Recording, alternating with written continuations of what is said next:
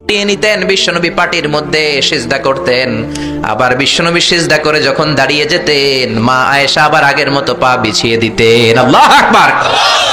কি ঘর ছিল, টাকা নাই, পয়সা নাই, দামি বিছানা নাই, ফার্নিচার নাই, জুয়েলারি নাই, অর্নামেন্টস নাই, কিন্তু বিশ্বনবীর ঘরের মধ্যে সুখ আর শান্তি আছে না নাই? সুখ আর সুখ। ফজরের নামাজ পড়ে এসে নিজেই মা আয়েশার সাথে রান্না করতে বসে যেতেন, নিজের তলোয়ার বের করে পেঁয়াজ কাটা শুরু করতেন বিশ্বনবী। আল্লাহু আকবার। বিশ্বনবী গ্লাসের যেই মা আয়েশা গ্লাসের যেই জায়গায় ঠোঁট লাগিয়ে মুখ লাগিয়ে পানি পান করতেন, ওই জায়গাটা খুঁজে খুঁজে বিশ্বনবী আবার ওই জায়গায় ঠোঁট লাগিয়ে পানি পান করতেন। কোন সুবহানাল্লাহ। আবার গোশত খাওয়ার পর বিশ্বনবীর স্ত্রী মা আয়েশা হাড্ডি চুষতেন, চষে ফেলে দেওয়া হাড্ডিটা বিশ্বনবী আবার হাতে নিয়ে চষা শুরু করতেন। আল্লাহু আকবার। কি শান্তি, কি সুখ। মা আয়েশাকে বিয়ে করার আগে মা আয়েশার চেহারাটা বিশ্বনবীর কাছে জিবরাইল এনে বলল, ইয়া রাসূলুল্লাহ আখবিরনি, আমাকে বলেন মেয়েটাকে দেখতে কেমন লাগে। বিশ্বনবী বললেন, কার মেয়ে? আপনার বন্ধু আবু বকরের মেয়ে। কেন এনেছো? আল্লাহ ডাইরেক্ট প্রপোজাল দিয়েছে, ডাইরেক্ট প্রপোজ করেছে বিয়ের জন্য। বিশ্বনবী বললেন, তাই নাকি? জিবরাইল বললেন, হ্যাঁ ইয়া রাসূলুল্লাহ, আমি হলাম বিয়ের ঘটক, আল্লাহ হলেন বিয়ের কাজী। বিশ্বনবী বললেন, তুমি যদি বিয়ের ঘটক হও, আল্লাহ যদি হয় কাজী, আমি মুহাম্মদ রাজি। আল্লাহু আকবার। বিয়ে হয়ে গেল। ঘরে দামি কিছু নাই, ফার্নিচার নাই, টাকা পয়সা নাই, কিন্তু বিশ্বনবীর ঘরের মধ্যে সুখ আছে না নাই? বিবিদেরকে এত ভালোবাসতেন, কোনোদিন মারামারি করেন নাই, যৌতুকের জন্য পিটান নাই, কোনোদিন গায়ে হাত তোলেন নাই। কোন ঠিক কিরা? এক একজনকে বিশ্বনবী প্রাণ ভরে ভালোবাসতেন। বিবিরাও বিশ্বনবীর কাছে আবদার করতেন, নানা ধরনের আবদার। বিশ্বনবী সেগুলো পূরণের চেষ্টা করতেন।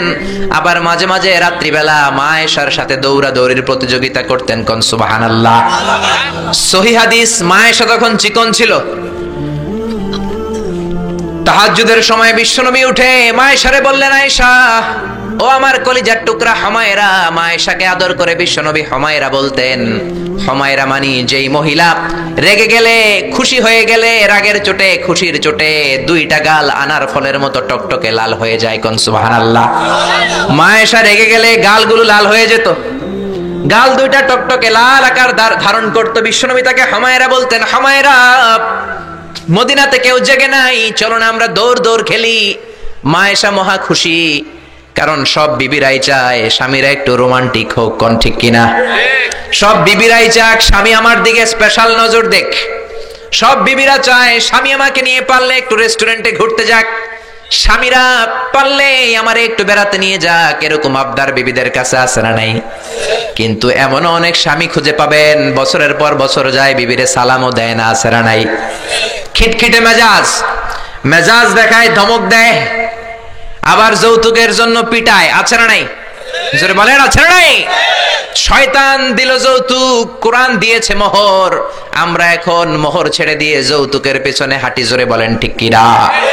যৌতুকের চেয়ে জঘন্য অপরাধ সমাজে নাই। কুকুরের গোশত খাওয়া যত গুনাহ, যৌতুক তার চেয়েও বেশি গুনাহ। ঠিক কিনা? কুকুরের গোশত খেলে একটা গুনাহ হয়, হারাম খাওয়ার গুনাহ হয়, কিন্তু যৌতুক খেলে দুইটা গুনাহ হয়। এক হলো হারাম খাওয়ার গুনাহ, দুই হচ্ছে শ্বশুর বাড়ির উপরে জুলুম করার গুনাহ। জোরে বলেন ঠিক কিনা? মা আয়েশা বললেন, ইয়া রাসূলুল্লাহ, আমি দৌড়াদৌড়িতে রাজি। বিশ্বনবী বললেন, লেটস স্টার্ট দ্য কম্পিটিশন। চলো কম্পিটিশন শুরু করি। ওই যে মদিনার মসজিদের পাশে বড় একটা পিলার দেখা যায়, ওই পিলারের মধ্যে কে যে আগে ধরতে পারে রে আয়েশা, চলো আমরা দৌড় দেই। বিশ্বনবী বললেন, ওয়াহিদ ইসনাইনি সালাতা, 1 2 3 লেটস গো। চলো দেই দৌড়। বিশ্বনবী অপেক্ষাকৃত মোটা ছিলেন, মা আয়েশা চিকন ছিলেন। মা আয়েশা দৌড় দিলেন, বিশ্বনবীকে পেছনে ফেলে ওই পিলার ধরে মা আয়েশা ফার্স্ট হয়ে গেলেন। কোন সুবহানাল্লাহ। মা আয়েশা মহা খুশি, খিলখিলিয়ে হাসছেন। বিশ্বনবী মুচকি হাসতেন। আমার নবী কখনো খিলখিলিয়ে হাসেন নাই। আমার নবী সব সময় মুচকি হাসতেন। মুচকি হাসলে বিশ্বনবীর ঠোঁটও দেখা যেত, হালকা একটু দাঁতও দেখা যেত। পরে আল্লাহু আকবার। সব সময় তিনি তাবাসসুম পছন্দ করতেন। বিশ্বনবী বললেন, ঠিক আছে, আনতিল ফাইজা, তুমি বিজয়ী হয়েছো। তার ঠিক 6 বছরের পরের ঘটনা। এই 6 বছরের ব্যবধানে মা আয়েশার আগের মতো চিকন নাই, মা আয়েশারে মোটা বানিয়ে দিয়েছে কে? আবার 6 বছর পরে বিশ্বনবী তাহাজ্জুদের সময় উঠলেন, মা আয়েশারে ডেকে বললেন, আয়েশা, মদিনার কোন লোক জেগে নাই, সবাই ঘুমিয়ে আছে, চলো আজকে রাতেও দৌড় দৌড় খেলি। মায়েশা বললেন আমি রাজি, চলেন শুরু করে দেই। বিশ্বনবী আবার ওই জায়গায় যেয়ে দাঁড়ালেন, বললেন ওই যে মসজিদে নববীর পিলার দেখা যায়, কে কার আগে পিলার ধরতে পারে? রেডি, আমরা শুরু করে দেই, 1 2 3 স্টার্ট, গাও। বিশ্বনবীও দৌড়, মায়েশাও দৌড়, জনমের দৌড়, আইজও দৌড়, কাইলো দৌড়। কে কারে হারাতে পারে? বিশ্বনবী আগের মতোই আছেন, কিন্তু মায়েশারে মোটা বানিয়ে দিয়েছে কে? এবার আর বিশ্বনবী চান্স দেন নাই মায়েশারে। বিশ্বনবী ওই দিন আসলে ইচ্ছা করে হারেন নাই, মায়েশারে জিতানোর জন্য দেরিতে গিয়েছেন। কোন ঠিক কিরা? আমার নবী যদি শক্তি দিয়ে দৌড়ায়, নবীর সাথে কেউ দৌড়ে জিততে পারে না, জোরে বলেন ঠিক কিরা? মদিনাতে বিশ্বনবী যখন ঘোড়া হাঁকাতেন, সাহাবীরা বলতেন 1 মিনিটের মধ্যে, আধা মিনিটের মধ্যে বিশ্বনবীর ঘোড়া যে কত সামনে চলে যেত। সামনে আমরা ধোঁয়ার বালি দেখতাম, বিশ্বনবীরে খুঁজে পাওয়া যেত না। আল্লাহু আকবার। আবার তিনি যখন ওট হাঁকাতেন, পাগলের মতো বাতাসকে পেছনে ফেলে ওটগুলো দৌড়াতো। আদবা আর কসওয়া, এই দুইটা ওট নবী ব্যবহার করতেন। নবী কি ব্যবহার করতেন এগুলো জানেই না। সালমান খান কোন ব্র্যান্ডের টিস্যু দিয়া টয়লেটে যায় এটাও জানে। কোন নায়ক কি করে, সাকিব আল হাসান কোন ড্রিঙ্কস খায় এরকম মাসেল বানাইছে, সবার মুখস্থ আছে না নাই? এরপরে মাশরাফি কেমনে পেস বল করে, ওই প্র্যাকটিস আছে না নাই?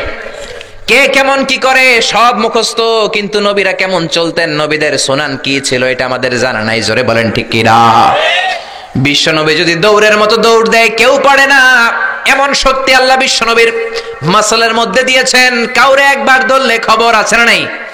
মক্কার সবচেয়ে বড় কুস্তিগিরের নাম হলো রুকানা। রুকানার সাথে কুস্তিতে কেউ পারে না।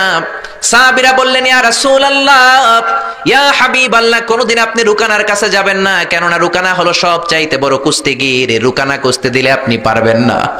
কিন্তু বিশ্বনবীর দাওয়াত তো কোনো গুটি কয়েক মানুষের জন্য নয়, সবার জন্য, ঠিক কি না? সবার জন্য দাওয়াত দিতে হবে। বিশ্বনবী ফজরের নামাজের পরে সাহাবাদের চোখকে ফাঁকি দিয়ে রুকানার কাছে চলে গেল। রুকানার কাছে যে বলল ইয়া রুকানা আসলিম তাসলাম, ইসলাম ধর্ম গ্রহণ করো, শান্তি দিবে কে? রুকানা বলে ধর্ম গ্রহণ করব না, একটা শর্তে করতে পারি, কুস্তিতে মুসারাআতে যদি আমাকে হারাতে পারো, আমাকে যদি কুস্তি খেলে হারিয়ে দিতে পারো, তাহলে আমি কালিমা পড়ে নেব। বিশ্বনবী বললেন আমি তো কুস্তি লাগি না, আমি কাউরে মারি না, তবে জাহান্নামের মাইর থেকে বাঁচানোর জন্য আমি এসেছি। বলেন ঠিক কিনা? রুকানা বলে না না, আমি রাজি হব না, আমাকে হারিয়ে দিতে পারলে তবেই আমি কালিমা পড়তে রাজি। বিশ্বনবী দয়ার নবী, মায়ার নবী, একটা লোক যদি জাহান্নামের আগুন থেকে বাঁচে, এইটা বিশ্বনবী বেশি বেশি চাইতেন। বিশ্বনবী রাজি হয়ে গেলেন। এবার কুস্তি লাগার পালা। রুকানা একটা হাফ প্যান্ট পরে পজিশন নিচ্ছে। রেসলিং খেলা দেখেন নাই? ডোনাল্ড ট্রাম্পের ট্রাম্প টাওয়ারের ভিতরে এটি খেলে,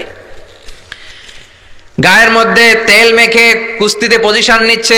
বিশ্বনবী পজিশন নেয় না, রুকানা লাফায়, আমার নবী লাফায় না। বিশ্বনবী রুকানারে ডেকে বলল রুকানা লাফাও কেন? রুকানা বলে এই খেলা খেলতে হলে সবার লাফাতে হয়, তুমি লাফাও না কেন? মোহাম্মদ তুমিও লাফাও। বিশ্বনবী বললেন আমি লাফালাফি পছন্দ করি না। আমার নবী সেলাইবিহীন লুঙ্গি ব্যবহার করতেন।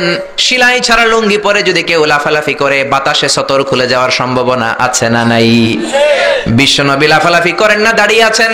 রুকানা বলে মোহাম্মদ তুমি আগে বক্সিং মারো। বিশ্বনবী বললেন আমি কাউরে মারি না, কারণ আমারটা খাইয়া হজম করার যোগ্যতা কারো নাই, ঠিক কি না? বিশ্বনবী বললেন আমি মারবো না, তুমি মারো। রুকানা বলে তুমি মারো। রুকানারাও রাজি করাতে পারেন না।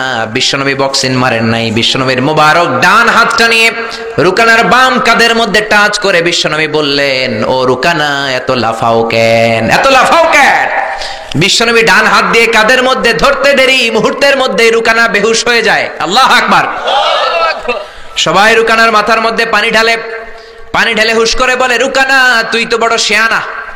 ওরে রুকানা তুই তো বড়, তোর শিয়ানাগিরি গেল কই? আব্দুল্লাহর বেটা মুহাম্মদ তোরে ঘুষি দেয় নাই, কিক মারে নাই, বক্সিং মারে নাই, শুধু একটু ধরেছে, বেহুশ হলি কেন? রুকানা বলে আরে তোরা তো জানিস না, তোরা কিছু দেখিস নাই, তোরা দেখেছিস মুহাম্মদ হাত দিয়ে আমার গায়ের মধ্যে ধরেছে, আসলে ওইটা হাত ছিল না, আমার মনে হয় গোটা উহুদ পাহাড়টা এসে আমার কাঁধের উপরে চেপে বসেছে। জোরে কোন সুবহানাল্লাহ। বিশ্বনবী রুকানাকে বললেন রুকানা তুমি তো হেরে গেলে, এবার কালিমা পড়ো। কয় না না আমি রেডি আছিলাম না, তুমি আগে ধরছো। মুনাফিকেরা মিথ্যা বলে, জোরে বলেন ঠিক কিনা? কাফিরেরা মিথ্যাবাদী হয়। বিশ্বনবী বললেন ঠিক আছে তাহলে আবার লাগবো। রুকানা বলল তুমি মারো। বিশ্বনবী বললেন প্রথমটা আমি মেরেছি, এইবার তুমি মারো। রুকানা বলে আমি মারবো না, তুমি মারো। বিশ্বনবী আবার রুকানাকে ধরলেন, মুহূর্তের মধ্যে রুকানা আবার বেহুশ হয়ে যায়। সুবহানাল্লাহ কইতে পারলেন না? হুশ ফিরানো হলো। আবার সবাই মাথায় পানি দেয়, আর জেগে ওঠার পরে বলে, রুকানা তুই তো বড় শাহনাগির গেল কই? রুকানা বলে, আবার ওই যে উহুদ পাহাড়, উহুদ পাহাড়, উহুদ পাহাড় আমার কাঁধের উপরে চেপে বসেছে, তোমরা তো খালি চোখে দেখো নাই। বিশ্বনবী বললেন, এবার কালিমা পড়ো। রুকানা বলে, না না, আমার পেটে ক্ষুধা ছিল, আমার গায়ে শক্তি কম ছিল, আমি প্রস্তুত ছিলাম না, পেট ভরে খাবো, খেয়ে দে তোমার সাথে আবার লাগুম। দাইন দাইন তিন দাইন, দাইন দাইন কয় দাইন? খেলা এরকম বলে না অনেকে, দাইন দাইন তিন দাইন, আবার লাগবো, আবার খেলা হবে। আবার বিশ্বনবী ধরলেন, আবার বেহুশ। বিশ্বনবীকে তোরে আর কত বেহুশ করুম? এজন্য আমার নবীর গায়ে শক্তি আছে না নাই? মা আয়েশার সাথে যদি বিশ্বনবী প্রথমবার জোরসে দৌড় দিতেন, কোনোদিন মা আয়েশা পারতো না। মা আয়েশারে জিতিয়ে দেওয়ার জন্য ইচ্ছা করে আস্তে দৌড়েছেন। এবার দ্বিতীয়বার যখন দৌড়ের পালা, মনে আছে তো না ভুলে গেছেন? বিশ্বনবী বললেন 1 2 3 দৌড় দাও। মা আয়েশাও দিলেন দৌড়, বিশ্বনবীও দিলেন দৌড়। এবার মা আয়েশাকে আর চান্স না দিয়ে বিশ্বনবী দৌড়ে যেয়ে পিলার ধরলেন। এবার আর মা আয়েশার মুখে হাসি নাই, এবার রেগে আছে, একেবারে গড়গড় করছে, রেগে জিততে পারে নাই। হেরে গেলে মেয়েদের একটা আলাদা রাগ আছে না নাই? বিশ্বনবী আয়েশার কাছে গেলেন, ডেকে বললেন, হুমায়রা হাদিহি সাবাকাতু বিতিলকা, হাদিহি সাবাকাতু বিতিলকা, ওই যে 7 বছর আগে তুমি আমারে দৌড়ে হারিয়ে দিয়েছিলা, আজকের এই রাতের দৌড়ের প্রতিযোগিতায় তোমারে হারিয়ে ওইটার প্রতিশোধ নিয়ে নিলাম। কোন সুবহানাল্লাহ। মাঝে মাঝে এরকম বউয়ের সাথে প্রতিশোধ খেললে ভালোবাসা বাড়ায় দেয় কে? এজন্য সুযোগ পেলে দৌড়াদৌড়ি খেলবেন। রাজি আছেন তো? নাকি লাড়ি লইয়া হেতেরে দৌড়া যান, আর হেতিও বাসাল্লাই দেয় দৌড়? ওই দৌড়া দৌড়ি না, আমিয়া ভালোবাসার দৌড়া দৌড়ি। বিবি আপনার জন্য সাজে, বিবি আপনার জন্য পার্লারে যায়, বিবি আপনার জন্য লিপস্টিক দেয়। একদিনও বিবিরে বললেন না তুমি সুন্দরী? পাশের বাড়ির বড় ভাই বলল, ভাবি আপনার হেব্বি লাগতেছে। ভেজাল আছে না নাই? কথা বলেন, আছে না নাই? আপনার বিবি আপনার জন্য গহনা পরে, আপনার জন্য জুয়েলারি পরে, আপনার জন্য সুন্দর শাড়ি পরে, খোপায় ফুল দেয়, আপনার কাছ থেকে প্রশংসা চায়। একদিনও নজর করে বললেন না তুমি সুন্দরী, তুমি অপ্সরী, অনন্যা, সুস্নিগ্ধা, সুহাসিনী, সুকেশিনী, সুভাষিনী, অসূর্যম পশা, কাজল কালো কেশ, মেঘ কালো কেশ, ডাগর ডাগর হরিণের মতো তোমার দুটি চোখ। একদিনও বললেন না। কিন্তু আপনার ছোট ভাই একদিন বলে ফেললো, ভাবি তোমারে যা লাগতেছে না। ভেজাল বেশি না কম? এজন্য খবরদার, বিবির প্রশংসা করেন, বিবির প্রশংসা করেন। মহিলারা প্রশংসা শুনতে বেশি ভালোবাসে। মহিলাদের সাথে যদি ঝগড়া করেন, ঝগড়া আরো বেড়ে যাবে। মহিলাদেরকে যদি প্রতিদিন কয়েকবার করে বলেন I love you, I am sorry, খুশি হয়ে যাবে। কোন ঠিক কিনা? বিয়ে করার আগে প্র্যাকটিস করবেন আই লাভ ইউ, আর প্র্যাকটিস করবেন I am really sorry. Sorry কইতে না পারলে খবর আছে। আপনি দোষ করলেও সরি, উনি দোষ করলেও আপনি সরি। বারবার সরি আপনাকেই বলতে হবে, তাহলে ফ্যামিলিটারে জান্নাতি ফ্যামিলি বানিয়ে দিবে কে? আর যদি মেজাজ দেখান, আর যদি ঝগড়া করেন, ওই ঝগড়াগুলো ছেলে মেয়েরা শিখবে, ঘরটারে জাহান্নামের ফ্যামিলি বানিয়ে দিবে কে? এজন্য নিয়ত করেন, মহিলাদের কাজের প্রশংসা করবেন, মহিলাদেরকে ভালোবাসবেন। বিশ্বনবী বলেন, হুব্বিবা ইলাইয়া মিন দুনিয়াকুম সালাস, এই দুনিয়ার 3টা জিনিস আমাকে আল্লাহ পছন্দনীয় করে দিয়েছে। 1 নম্বরে আত্তিব, আমি পারফিউম বা আতর ইউজ করতে পছন্দ করি। 2 নম্বরে হলো আন-নিসা, মহিলাদেরকে পছন্দ করি। 3 নম্বরে কুররাতু আইনি ফিস সালাহ, নামাজের মধ্যে যখন দাঁড়িয়ে থাকি সেটাও পছন্দ করি। আল্লাহু আকবার। আমার নবী পারফিউম দিতেন বেশি বেশি, আমরা দেই এইখানে, নবী দিতেন এইখানে। কারণ বিশ্বনবী আতর ব্যবহার করার পরে সারাদিন যত মানুষের সাথে মুসাফা করতেন, বিশ্বনবীর ব্যবহার করা আতরের ঘ্রাণ সব মানুষের হাতে হাতে চলে যেত। সুবহানাল্লাহ। আবার বিশ্বনবী মহিলাদেরকে ভালোবাসতেন। আবার বলতেন, আল্লাহ আমার কোন ছেলে সন্তান বাঁচিয়ে রাখে নাই, শুধু মেয়েগুলোরে বাঁচিয়ে রেখেছে। আবার ফাতেমার ব্যাপারে বলতেন, ফাতিমা তু বিদউম মিন্নি, ফাতেমা আমার কলিজার টুকরা, যে ফাতেমারে কষ্ট দেয় সেজন্য আমারে কষ্ট দেয়, সেজন্য যে ব্যক্তি ফাতেমার মুখের মধ্যে হাসি ফুটিয়ে দেয় সেজন্য আমি বিশ্বনবীর মুখের মধ্যে হাসি ফুটিয়ে দেয়। আল্লাহু আকবার।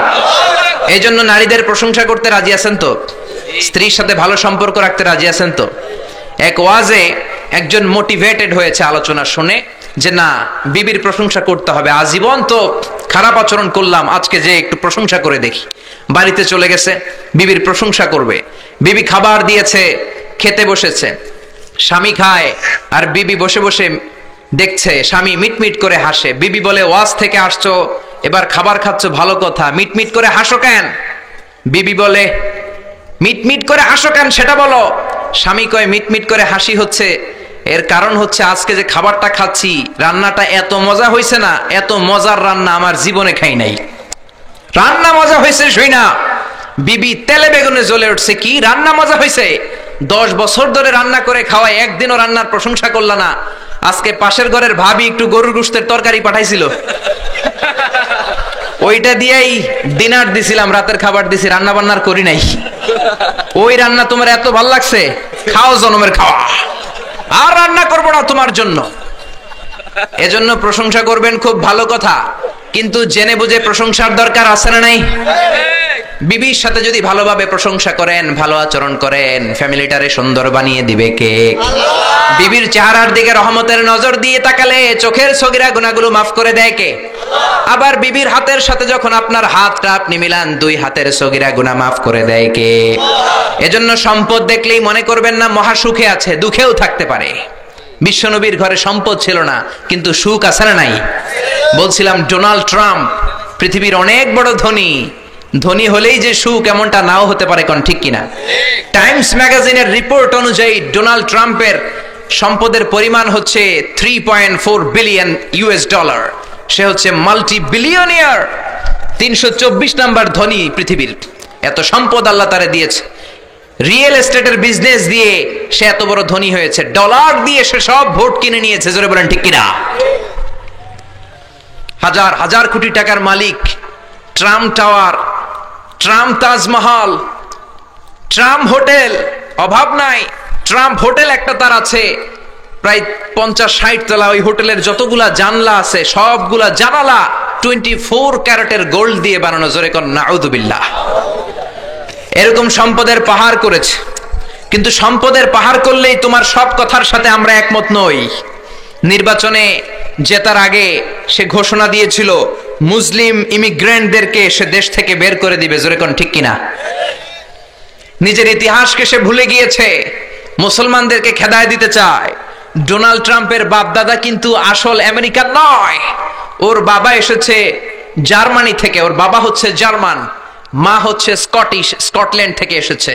আপনারা জানেন জার্মানি হচ্ছে ইউনাইটেড স্টেটস অফ আমেরিকা থেকে 8000 কিলোমিটার দূরে। তোর বাবা এসেছে 8000 কিলোমিটার দূর থেকে আমেরিকায়, মা এসেছে স্কটল্যান্ড থেকে আমেরিকায়। মুসলমানদেরকে খেদানোর জন্য তোর চুলকানি বাড়ছে, জোরে কোন ঠিক কিনা? এজন্য এসব কথা বলো না, নিজের দেশের জনগণের সেবা শুরু করে দাও। সাইয়েদনা ওমর ফারুকের জীবনী পড়া শুরু করে দাও। বিশ্বনবীর জীবনী পড়ে যদি আমেরিকার 4টা বছর কাটাও, তোমার জীবনটারে সুন্দর করে দিবে কে? আবার মুসলমানদেরকে সন্ত্রাসী উপাধি দেওয়ার জন্য সে সেরা। এক একটা বড় মুনাফিক, এক একটা আমেরিকার প্রেসিডেন্ট। বিল ক্লিনটন ছিল এক মুনাফিক, তারপরে এসেছে জর্জ ডব্লিউ বুশ, আরেক বড় মুনাফিক। এরপরে গত টার্মে এসেছে বারাক ওবামা, ওর একটা প্রোগ্রামে আমি নিজেও ছিলাম। ও যে কত বড় মুনাফিক কল্পনাও করতে পারবেন না। আর সব মুনাফিকদের হারিয়ে মুনাফিকদের সর্দার আব্দুল্লাহ ইবনে উবাই ইবনে সালুলের চেহারায় এসেছে ডোনাল্ড ট্রাম্প, জোরে বলেন ঠিক কিনা? আমেরিকার প্রেসিডেন্ট গুলো এক এক সময় এক একটা আবিষ্কার করে। বিল ক্লিনটন আবিষ্কার করেছিল তালেবান, জর্জ ডব্লিউ বুশ আবিষ্কার করেছিল আল কায়েদা, বারাক ওবামা আবিষ্কার করেছে আইএস, ডোনাল্ড ট্রাম্প যে কি আবিষ্কার করে আল্লাহই জানে, জোরে কোন ঠিক কিনা? গোটা বিশ্বে সন্ত্রাস তারাই করেছে। জাপানের হিরোশিমা নাগাসাকির মধ্যে পারমাণবিক অস্ত্র বম ব্লাস্ট করে লক্ষ লক্ষ জাপানিজদের মেরেছে, ইরাকে তারা মেরেছে। আবার আফগানিস্তানকে ছিন্ন বিচ্ছিন্ন করেছে। ওই আবু গারিব কারাগারের কথা এখনো আমরা ভুলি নাই, ঠিক কিনা? গুয়ান্তানামো বে কারাগারের কথা, যেখানে নির্মম ভাবে মুসলমানদেরকে হত্যা করা হয়েছে, এখনো আমরা ভুলি নাই, কোন ঠিক কিনা? গুয়ান্তানামো বেতে যখন হত্যা করা হয় তখন সন্ত্রাস হয় না, তখন টেরোরিজম হয় না, তখন মানবাধিকার লঙ্ঘন হয় না। সব মানবাধিকার লঙ্ঘন করে মুসলমানেরা, জোরে কোন ঠিক কিনা? এজন্য তোমার জন্য ভালো হবে Donald Trump read whole the biography of the last messenger, read and scan hold the biography of the second caliph of Islam, Omar Farooq. Omar ফারুকের জীবনী পড়ে যদি আমেরিকা চালাও, বিশ্বনবীর জীবনী পড়ে যদি আমেরিকা চালাও, আমেরিকাটাকে ঠিকই আল্লাহ সুপার পাওয়ার রাখবে, জোরে বলেন ঠিক কিনা? তা না হলে এমনও হতে পারে ডোনাল্ড ট্রাম্পের মাধ্যমেই আমেরিকার এই সুপার পাওয়ার ক্ষমতা ধ্বংস হয়ে রাশিয়া বা চীন পরাশক্তি হয়ে পৃথিবীতে আবির্ভাব করতে পারে। জোরে বলেন ঠিক কিনা? এজন্য আমরা কোরআন থেকে শুনবো, যেই কোরআন আমাদেরকে হেদায়েত দেয়, যেই কোরআন আমাদেরকে সরল সঠিক পথ দেখায়। জোরে বলেন ঠিক কিনা? কোরআনটাই হচ্ছে হেদায়েতের পথ, আর হেদায়েতের চাবিকাঠি একজনের হাতে, তিনি কে? জোরে বলেন।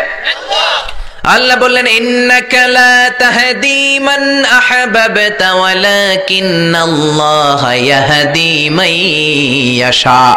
ও নবী, আপনি চাইলে হেদায়েত দিতে পারবেন না। হেদায়েতের ক্ষমতা আমি আপনারে দেই নাই, হেদায়েতের মালিক আপনারে বানাই নাই। হেদায়েত একজন করেন, তিনি কে? আল্লাহ। এই জমিনে অনেক নবী ছিল, বাবা ছিল নবী, ছেলের হেদায়েত করতে পারে নাই। ছেলে ছিল নবী, বাবার হেদায়েত করতে পারে নাই। স্বামী ছিল নবী, বিবির হেদায়েত করতে পারে নাই। এই জমিনে অনেক বিবি ছিল আল্লাহর প্রিয় বান্দি, স্বামীর হেদায়েত করতে পারে নাই। কোন ঠিক কিনা? সাইয়েদনা ইব্রাহিম আলাইহিস সালাম, তিনি ছিলেন নবী, উলুল আজমি মিনার রাসূল, জালিল কাদার পয়গম্বর। তার বাবা আজহার ছিল কট্টর কাফের মুশরিক ছিল। ছেলে নবী হয়েও বাবার কিন্তু হেদায়েত করতে পারে। আবার সাইয়েদনা নূহ আলাইহিস সালাম ছিলেন নবী, আউয়ালুর রুসুলি ফিল আলাম, পৃথিবীর প্রথম রাসূল। বাবা নবী হয়ে, রাসূল হয়ে নূহ আলাইহিস সালাম নিজের ছেলের হেদায়েত করতে পারে নাই। আবার লূত আলাইহিস সালাম অনেক বড় নবী ছিলেন, উনি ওনার বিবির হেদায়েত করতে পারেন নাই। আবার আসিয়া অনেক বড় আল্লাহর ওলি ছিলেন, আসিয়া কিন্তু তার স্বামী ফেরাউনের হেদায়েত করতে পারে নাই। জোরে বলেন ঠিক কিনা? এজন্য হেদায়েতের মালিক কে? আল্লাহ বললেন, যালিকাল কিতাবু লা রাইবা ফীহি হুদাল লিল মুত্তাকিন। This is the book whereof there is no doubt in it and a guidance to those who are muttaqin। এটা এমন বই, যে বইয়ে কোনো ভুল নাই, যে বইয়ে কোনো সন্দেহের লেশ মাত্র নাই। মুত্তাকিনদের জন্য হেদায়েত করে এই কোরআনটারে নাজিল করেছে কে? এজন্য কোরআনের মধ্যে হেদায়েত আছে না নাই? এজন্য মানলে এই কিতাবটাকে পুরোটা মানতে হবে। কিছু মানলাম, কিছু ছাড়লাম, এমনটা করা যাবে? জোরে বলেন। কোরআনে সূরা আছে 114টা, 114টা চ্যাপ্টার রয়েছে, 114টা সূরা রয়েছে। মানলে 114টাই মানতে হবে। জোরে বলেন ঠিক কিনা? একদল আছে বেছে বেছে মানে, নরম নরম কথাগুলো মানে, গরম কথা মানতে চায় না। আছে না নাই?